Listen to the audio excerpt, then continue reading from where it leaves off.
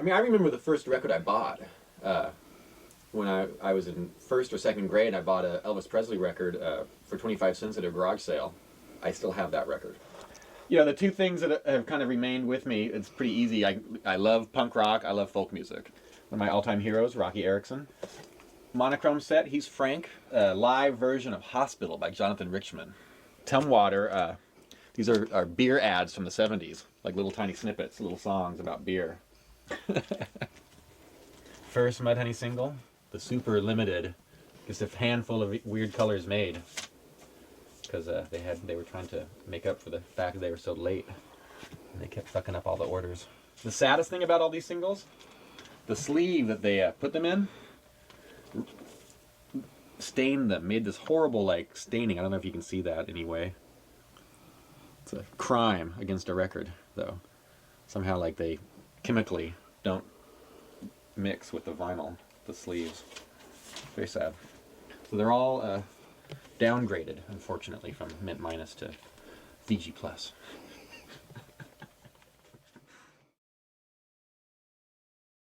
We were just kind of hobbling along. We had run out of cash. That summer, Jonathan and I went to the New Music Seminar, which is a big conference in New York City. Spent the last few cents we had going to that conference. Amazingly, we met up with a German promoter. And the next thing you know, Mudhoney, Bruce, and myself were given tickets to go to Berlin at the end of October. Hey, we're Mudhoney. We're from Seattle. That was really exciting because, you know, we hadn't been anywhere really. You know, we just got flown in to play one show to Berlin. I mean, to us it seemed like a complete joke. Like, who's paying for this and why, you know? Playing that show was a huge break for Mudhoney and also a huge break for Sub Pop. It was fucking surreal, man, on every level. People got it. I mean, in many ways, they got it much more than people outside of Seattle did.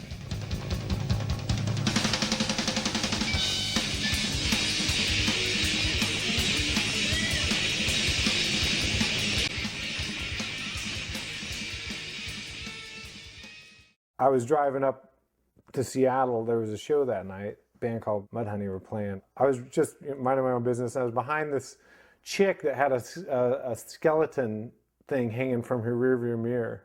I remember thinking, ooh, you know, an alternative chick. You know, maybe she's cute.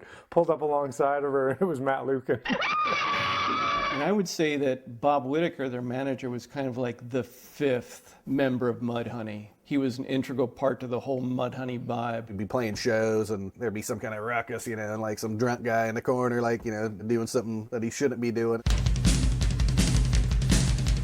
Who the hell is that guy? I'm like, oh, well, that's our manager. You know, it's like, you're going to be paying him later. Everything Mudhoney did was kind of casual, kind of non-industry oriented. Bob was their manager, and I think that they split everything evenly with him like he was a band member, which is not your traditional industry practice. They kind of bucked the system, so to speak.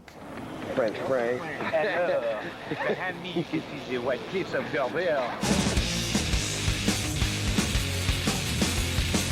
You're the first band I ever met where the manager's more out of control than the band. Yeah, he would definitely throw gasoline on all kinds of fires.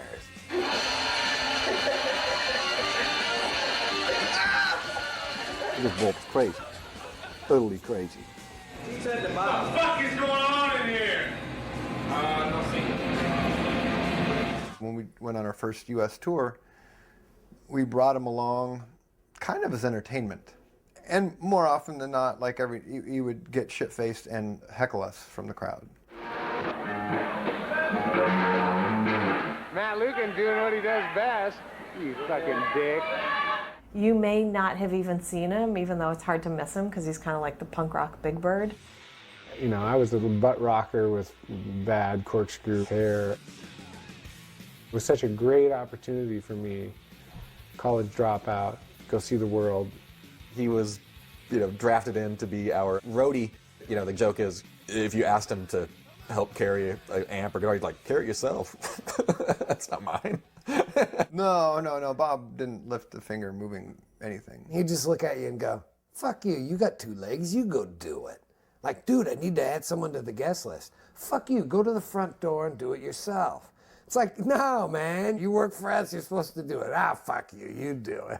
But he was really great at finding a place to stay. Because like back when you can't afford hotels, the best place to stay is to find college girl who's living in a house that her parents are paying for that's really nice or whatever.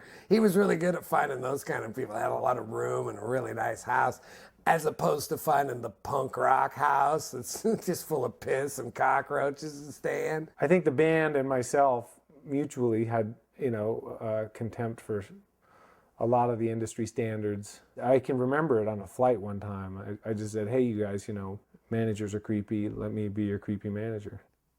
But I just said, I think I could shoulder this load without screwing things up too much. I can be your point guy. He kind of grew with us as the machine kind of grew and slowly took on more and more responsibilities. And he took it real seriously. I mean, really, he was learning as we were going too, as we all were. I was a good candidate because I'm relatively articulate, and I'm ultimately very concerned about the band and their credibility and not talk them into something they don't want. And so it was a pretty comfortable transition. For me, part of what makes a record great is how it captures the time in which it's presented. This is our B-side to our #1 hit in England called Superfuzz's Big Mom. It almost immediately entered the indie charts in England, which was something that never happened. American records never made the indie charts in England. It was very rare, and it stayed there for over a year. It instantly became the party record. To this day, I think it's the greatest EP that we've ever put out. I had been, a professional recording engineer for less than 2 years at that point. Now, what is it, 23 years I've been doing this? I've made 350 some albums in 10 countries or whatever.